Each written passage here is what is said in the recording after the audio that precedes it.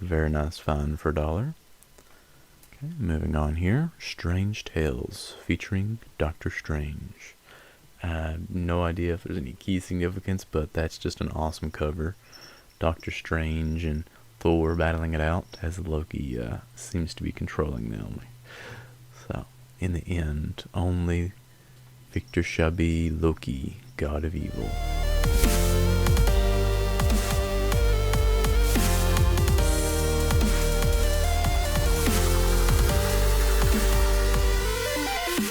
Welcome to today's video. I have another massive haul of comics that I got from the 2013 Lexington Comic Con. Today I'm actually going to try to show off a short box of dollar comics I got from a single vendor. I believe there was a little over 150 comics, and most of which I could not believe I got for $1. Alright, I'm just going to jump in and we may try to speed through it. Starting off here, we have Amazing Adventures featuring the X-Men. This is issue number 1, and just so happens, this reprints X-Men issue number 1 as well, I do believe. It is a reprint of that first issue, but considering how much the original cost, this was just an awesome find for me. This may actually go on my wall. It's one of my favorite comics. Just an iconic story. And even though this is a reprint, this issue came out in 1979. So it has a little age on it and presents really well for that age. So there was it's a no-brainer for me. And this was probably one of my favorite comics from this year's haul, and for $1. Can't beat that. Alright, let's move on. Here we have The Invincible Iron Man, issue number 70, a 25 center. Sunfire and Shellhead together against the Mandarin. Ultimo lives, but will the Golden Avenger? As you can tell there's quite a bit of water staining and some rusting there in the staples. Low quality comic, but lower quality, lower grade, but for me it's a reader and just really nice to have an early Captain America or early Iron Man like that. Here we have another issue of The Invincible Iron Man, issue number 76. Definitely a reader, as you can tell from the bottom there. A lot of chipping away, some staining as well. But battle there with the Hulk. Tin Man cannot hurt Hulk, but Hulk can hurt you. Alright. Now comes the Green Goliath. Almost cut off, but we know what it's saying there.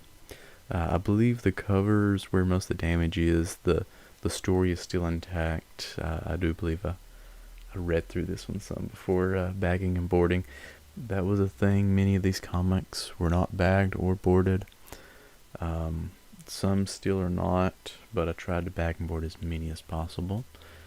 In those bins, it was a medley of of new, old, definitely a lot of older bronze and copper, and I don't know if any of this technically counts as silver or not, but definitely some bronze and copper that I was surprised to find. But here we have Power Rangers, issue number 10. I believe this is from, pretty new, 2021. I have this issue, but I don't think I have that cover. And for the price, I figured, why not? Alright, here is Marvel Comics Presents Wolverine, issue number 88. And also, issue number 86 to go along with it. I know the Wolverine and Weapon X are the most coveted storylines within this Marvel Comics Presents run, but found them for $1. Okay, moving on with other X-Men related. This is Marauders, 10 of Swords. This is part 13 of 22. And issue 14 of that run of Marauders. Actually, I have a few more from that 10 of Swords. Here we have issue number 17 of 22. This is from X-Force. Even though I'm not collecting that run on X-Force, that is an awesome cover with Wolverine with the katana reflecting. Oh man. Alright, part 20 of 22. This is X-Men. And is this Hickman's run? Yes. Continuing on, part 16 of 22. This is a Wolverine and it's a Phoenix variant. This run of Wolverine, I might actually have a few other issues, but obviously I'm collecting that Ten of Swords event mostly.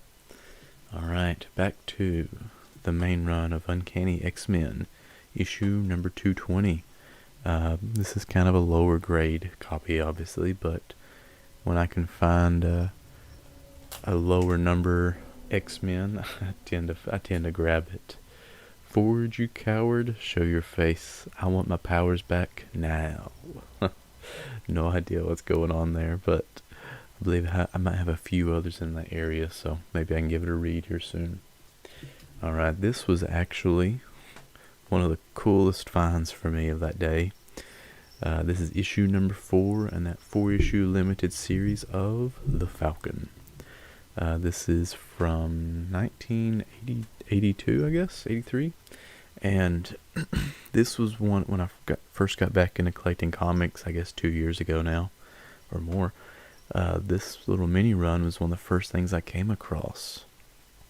If you've seen any of my videos in the past, you probably know my story with the U.S. Agent mini run and all that. Well, this run of The Falcon, I also found an issue or two of, but they didn't care about it as much. But I've probably grabbed issue 1 through 3 on 2 or 3 different occasions, and have yet to come across an issue 4 until now. So I finally have this run completed. I've read issue 1 through 3, and this is going to make it to my to-read stack, maybe to the top of it actually, just to have that finished.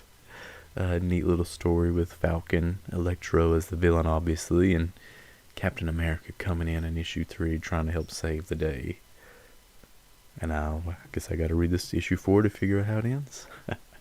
Alright, here we have What If Daredevil Became an Agent of S.H.I.E.L.D. Plus, what if Ghost Rider were separated from Johnny Blaze? This early run of What If, I don't have as many, but finding that for $1, I figured that was a great find. Alright, now pulling more from this short box. Here is Luke Cage, Power Man, issue number 30. I actually do not know if there is any key significance with this comic. I had a True Believers version of this comic though, that I did not get a chance to read. So it looks like there's quite a bit going on, and it's still under the Power Man title, so very nice find for $1. Okay, moving on here, Strange Tales featuring Doctor Strange. No idea if there's any key significance, but that's just an awesome cover. Doctor Strange and Thor battling it out as Loki seems to be controlling them. So, in the end, only Victor shall be Loki, god of evil. Alright, a reader copy as you can tell, but for $1 I could not complain on that. Here we are, Captain America, issue 243. When Captain America dies, I will gain life eternal. And now, Adonis. I believe I may have this one already, but for $1 I had to grab them. Here we have Captain America and the Falcon, issue 203. And as most of you probably know, the Captain America title added on the Falcon for so many issues around the early 200s. Or no, ended around the early 200s. Started, 180s I guess it is, as we have issue 189 here. If you guys know right off, please let me know in the comments what issues was it Captain America and the Falcon. Alright, reader copies, but when I find these for $1, I grab them. I just enjoy that, some of that artwork, some of those stories, and just seeing where the stories of Captain America have came from. Alright, I'm going to keep moving forward though. Here we have issue 193, Mad Bomb. It can destroy the world. King Kirby is back and greater than ever. Awesome, Jack Kirby and John Romita team up there. Okay, moving on to another title. Here we have Marvel 2-in-1 presents Thing and the Incredible Hulk. Yeah, another lower grade copy. As you can tell at the bottom, it's pretty beat up and wore out. That is kind of a theme with a lot of these. That's why they were in the dollar bins. But for me, I got to fill in a lot of gaps on a lot of various titles because of this. Continuing on, this is issue number 61, and that was issue 46. The Thing and Starhawk. The Coming of Her. Alright, I'm gonna assume we have a Adam Warlock female. I don't remember this storyline right off, so I'm curious on that one. I may have to open it up and just give it a read. Here we have Marvel Team Up, Spider-Man and the Black Widow, issue 98. Okay, a little earlier in that run, we have Spider-Man and Nighthawk. This is issue 33. Alright, I'll grab my next stack of comics from this short box. While I'm doing that, feel free to give this video a like, maybe even subscribe to my channel if you're not already, and maybe even turn on that notification bell. Alright, thank you. Here, let's continue on though with Marvel Team Up, Spider-Man and the Fantastic Four, issue 133. That's a cool cover there. And is that Doctor Doom they're battling, obviously? Alright, moving on to The Mighty Thor, issue 349. The Brothers of Odin. Actually filled in many gaps of The Mighty Thor during this Comic Con, so you may see quite a bit of it.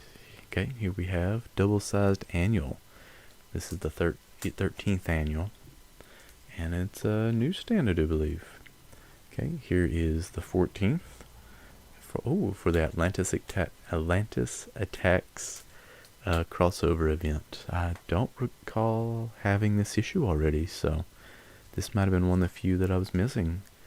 Now I'm just, I guess I'm looking for that Punisher. Alright, in final conflict with the Serpent God, Set. And here we have the 17th annual from 1992, Citizen Kang, Part 2. Okay, now back into the main run. Here we have issue 278. Keep out of my way, yellow hair. Goodness. This is a job for Thor, the real god of thunder. And now Ragnarok. Okay, 422. This is the Black Galaxy Saga. Who is Nobilis? Oh, I guess I'm bouncing around on my numbering here. But we have issue 325. A Day in the Death of Darkoth. I actually don't know much about this story, but what is this, by Hannigan and Milgram from 1982, 300s Thor in the dollar bins. I grab them every day. And still in the 300s, here we have issue 310, The Maelstrom to Mephisto.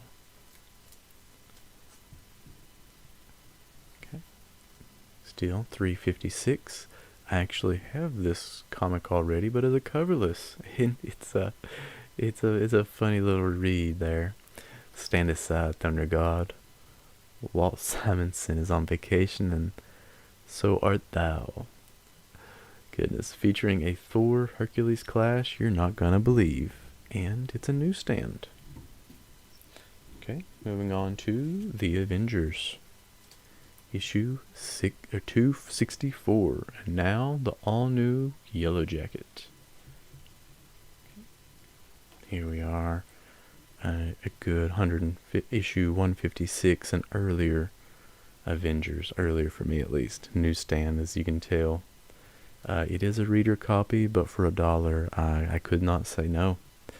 It's a battle to the death against the deadly weapons of Doctor Doom. Alright, I'm starting to get too big of a stack here, so let's pull these out of the way before I continue on. And while I'm doing that, feel free to give me a like on this video. Alright, here we have, oops, let's get that glare away though. The Avengers, issue number 3, from Rob Liefeld's run from 1970, started in 1996, and this issue is from 97. Alright, even though Liefeld's artwork sometimes gets not the best name, I really enjoyed the artwork on this cover. And someone at one point paid $5 for it. I got away with paying only $1. Here we have a newer issue of the Avengers from Jason Aaron's run, issue number 694. Awesome little cover there. I actually enjoyed the cover art from a lot of the Avengers from his run. I have not read as much from the stories yet because I'm trying to get a good consecutive run of them. Here we have All New Invaders, issue number 1 from James Robinson's run. I actually have a few other issues, actually several issues now from that run, but I did not have issue 1 to start it off, so that's quite exciting for me. Here we are, Captain America, issue number 50, legacy number 518. Now, I'm collecting a big chunk of Brubaker's run, but I forgot who the author was on this one. Let's see if I can find it here real quick.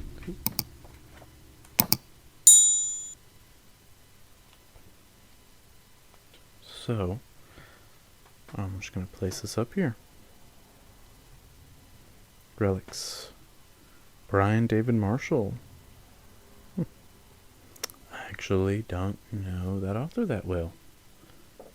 If you guys do, they have some other comics that they've wrote well that you would recommend, please let me know in the comments. Alright, let's continue on though. Here we have Captain America, issue number 10 from Robinson's run. Enter the High-Flying Falcon. I am actually getting a good chunk of that run completed. I believe it's a shorter run. And since I'm bouncing around, I believe that was volume 3 maybe. And then, since I'm bouncing around some, here let's jump back to volume number 2 from Rob Liefeld's run. There is issue number 3 and issue number 4. I believe I may have accidentally gotten some duplicates at the con, but for some of the prices, it's okay. I believe I paid only $1 for these, 50 cents for some of the others even.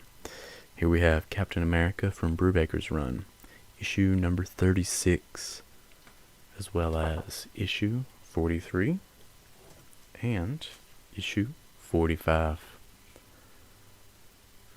I got quite a few issues from that run while at the con, so I'm hoping to get that run completed well enough that I can give it a good read. Okay, I'm getting sorted again. Normally I'm not pulling from a short box of comics. Alright, so this was neat for me. Solo Avengers, Hawkeye, and Mockingbird. This is issue number 1 from that Solo Avengers run. I already had this issue, and actually I found it later on, I believe, for 50 cents. But in this case, I was also able to get issue number 2. I have that run completed now. I believe in one of my other videos I get to highlight that last issue I found. But for $1, I figured why not grab them. Alright, now here are some of the things that surprised me finding for $1. Supervillain Team Up, Doctor Doom, and the Savage Submariner. This is issue number 7 from that run. A Clash of Titans, Doctor Doom, Namor, and the Shroud. The Shroud of Death. Is this Dark Avenger hero or villain? Alright. I was also able to find issue number 12 from that run. And from 1977. I did not realize these were that old, but that is awesome. Doctor Doom and the Sinister Red Skull. Moving on. Here we have Marvel Double Feature, issue number 16. I wish I would have wrote down what issues these reprinted, but if you you may know, these actually reprint, what are they called?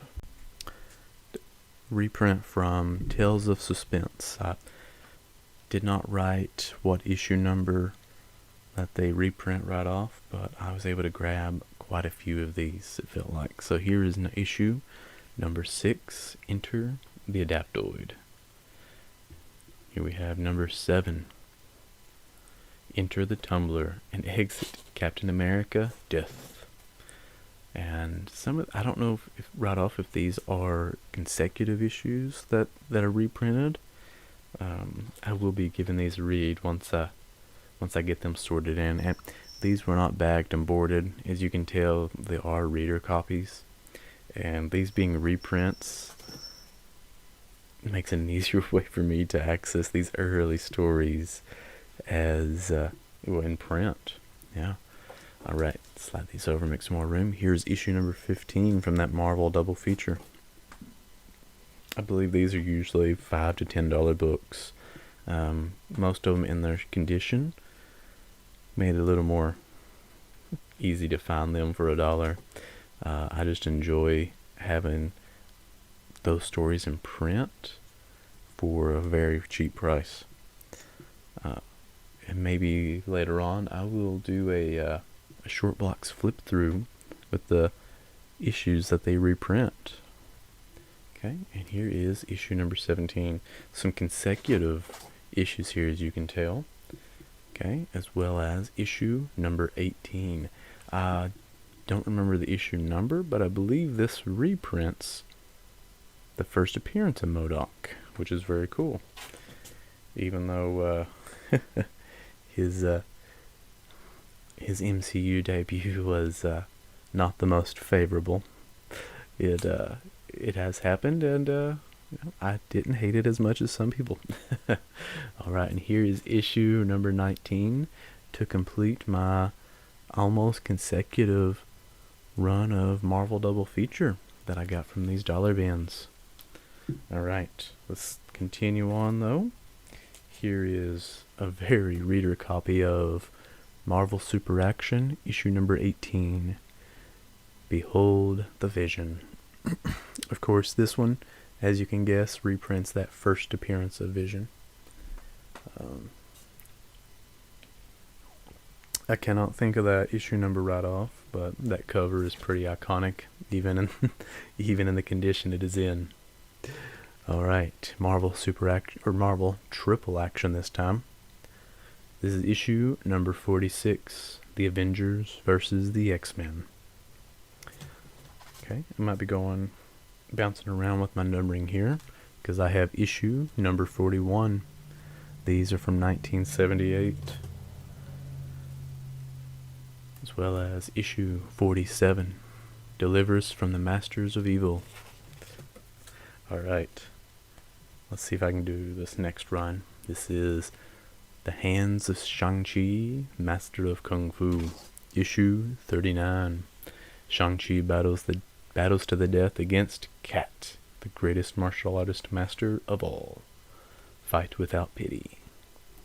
Alright, also was able to find issue 49.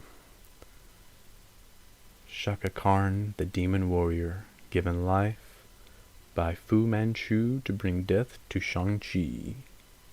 Alright, very cool. Let me pull these off to the side to make room for the next stack of comics.